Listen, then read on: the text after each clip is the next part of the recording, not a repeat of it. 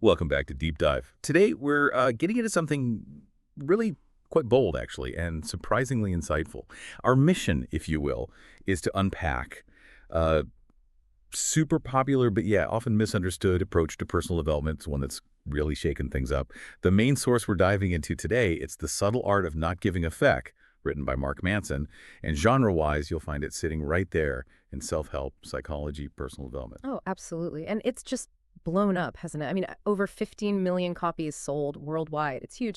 A lot of that popularity, I think, comes down to the style. It's very direct. It's funny, quite raw, actually, and unapologetically bold. It makes for a really engaging read, a perspective that feels quite refreshing compared to maybe some of the more standard self-help stuff out there. That's such a good point, because despite that title, which definitely grabs your attention and the, let's say, unconventional style, what's really interesting is how much tangible real-world value is packed in there. It isn't just about being provocative.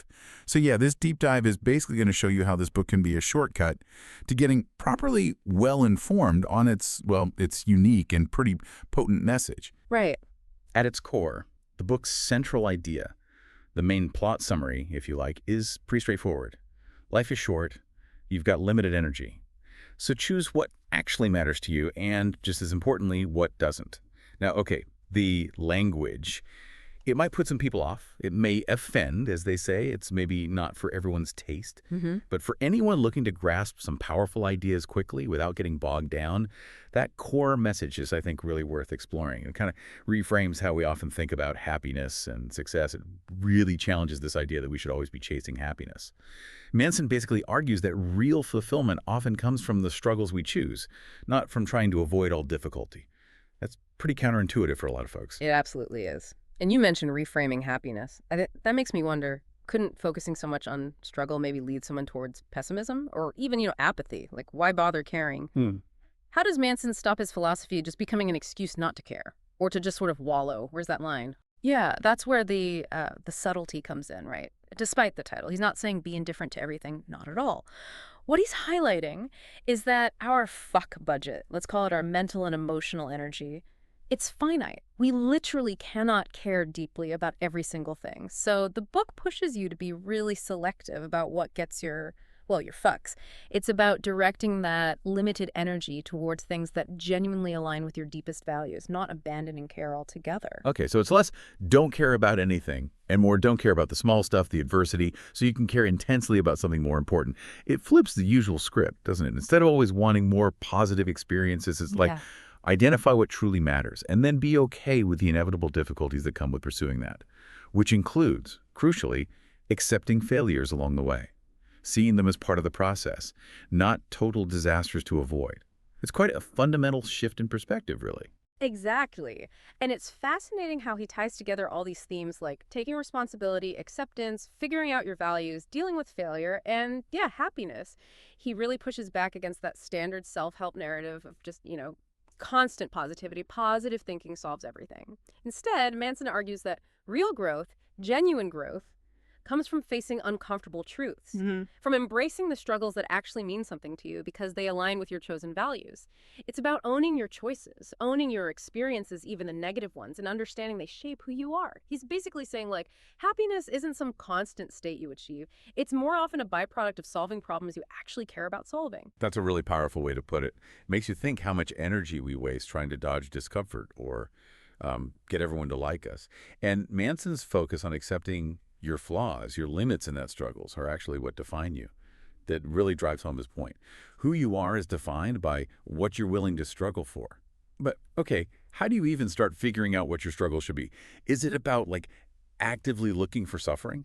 Or is it about choosing a meaningful challenge? Right, and it's not about seeking out suffering for its own sake. That's a common misconception. It's more about recognizing that anything truly worthwhile, anything meaningful is going to involve challenges. It's unavoidable. So the book prompts you to look inward, to ask yourself, what problems do I want to have? because life is basically a series of problems to be solved.